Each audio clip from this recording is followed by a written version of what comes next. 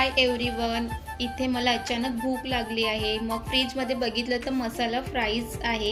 हे मसाले फ्राईज ना फ्राय करून घेण्याच्या आधी 10-15 मिनिटं हे बाहेर काढून ठेवायचं आहे।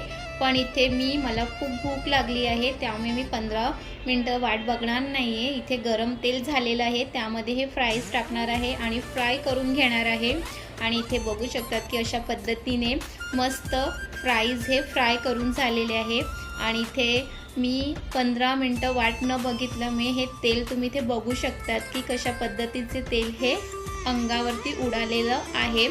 तर तुम्ही सुद्धा 15 मिनिटं आधी काढून ठेवा। आणि इथे जसं बाहेर फ्राईज मिळतात त्याच पद्धतीचे हे फ्राईज इथे फ्राय करून झालेले आहे। आणि त्यासोबत टोमॅटो सॉस मस्त इथे मसाला फ्राईजचं आनंद घेणार आहे।